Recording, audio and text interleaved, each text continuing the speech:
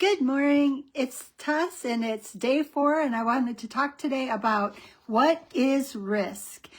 For those that don't know, I'm a person who's been in the insurance finance reporting area, sorry about that, for for over 35 years.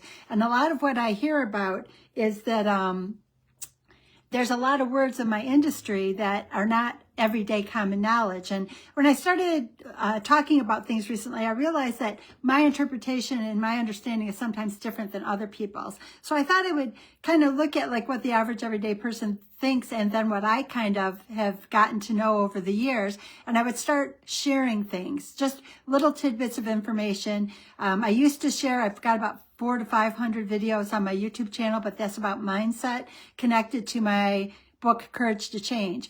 This, I want to talk about words that are connected to insurance and to risk and to finance. And today I want to talk about risk. And the reason I want to talk about risk is that risk is really a goal it's to protect yourself. It's to eliminate risk. So whenever we're in the insurance industry, everything that we do is around protecting ourselves and protecting our policyholders against risk. But risk can look different based on what product or based on what conversation you're having. So today I wanted to kind of define, understand, and give tools so that you can think about the idea of risk in the particular scenario that you may be in at any point in your life. So what I wanted to say is, what is risk?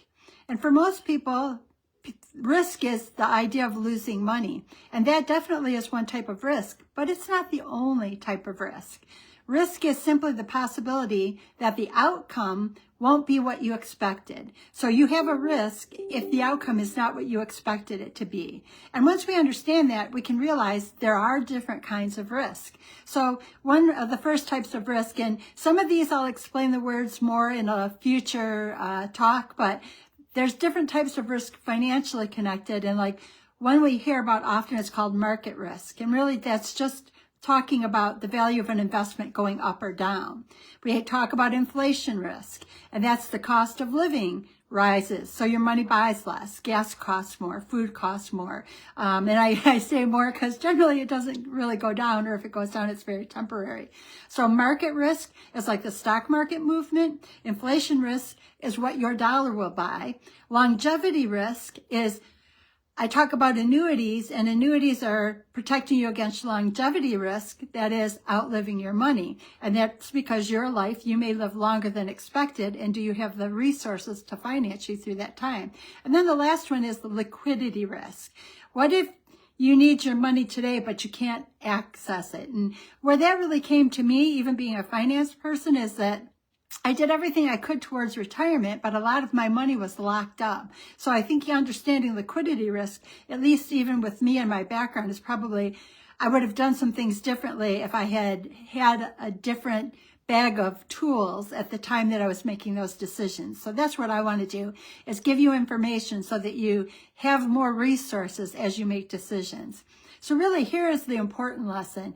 Every financial decision, it involves a risk. The question isn't, how do I eliminate risk?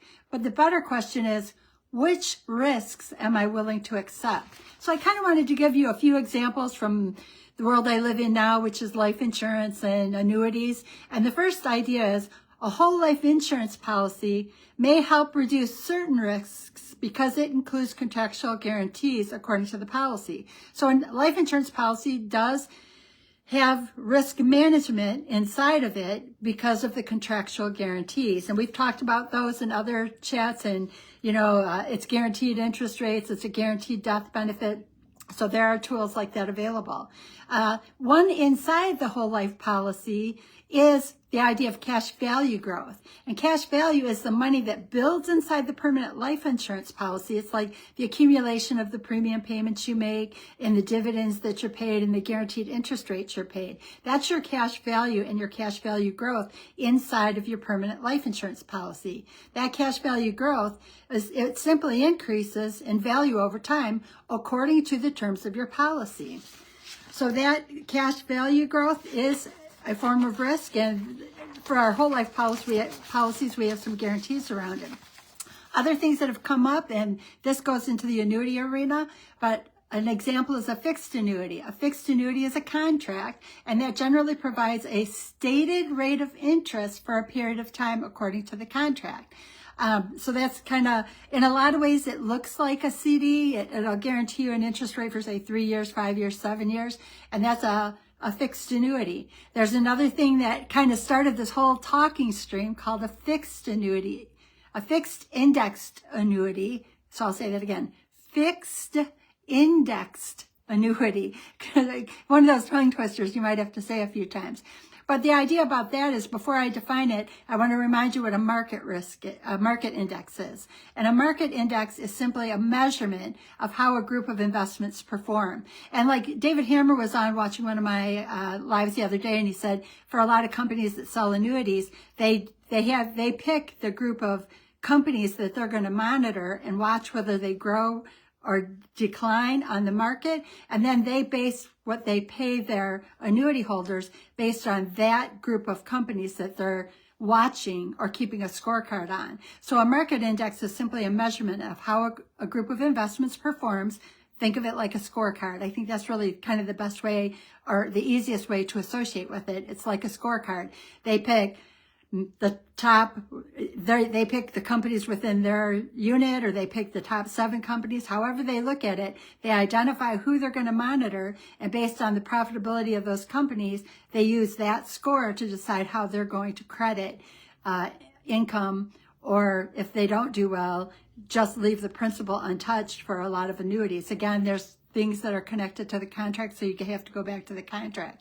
But a fixed indexed annuity, let me say that word again, a fixed indexed annuity, it's an insurance contract, and your money is not invested directly in the market, it's invested in that market index that has a scorecard. So there is a risk involved in that, because you want to understand that they're monitoring a group using a scorecard, and that's how your interest payments will be paid.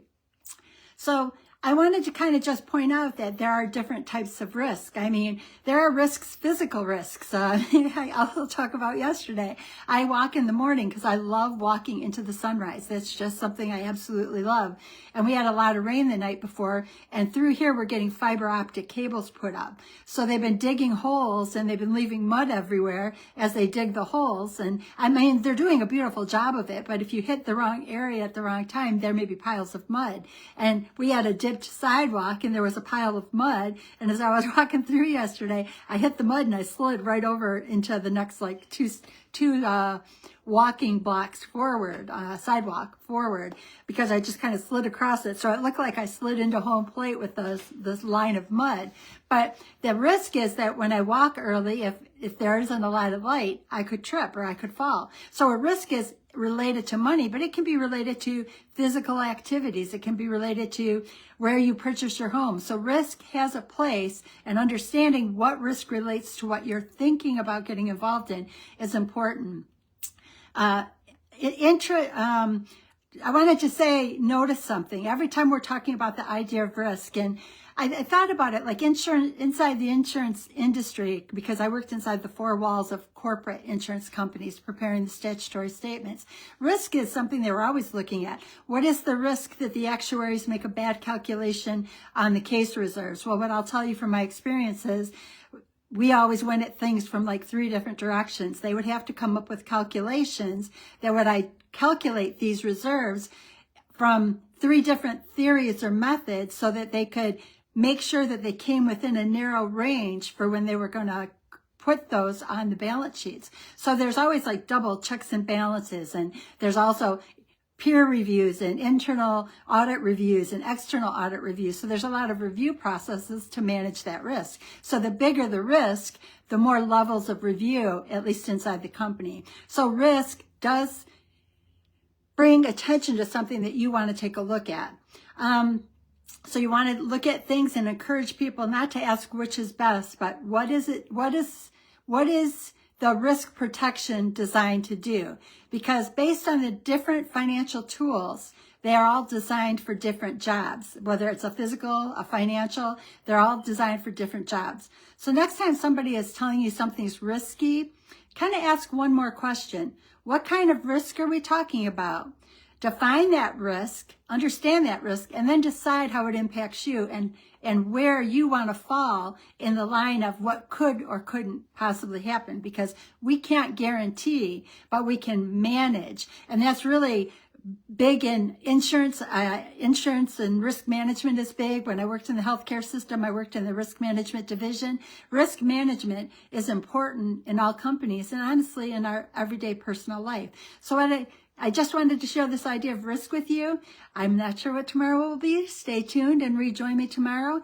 And then what I want to say is, remember, define, understand, and then use those tools to make decisions. And then until next time, stay curious, keep learning, and take ownership of your financial education. And thank you for being here.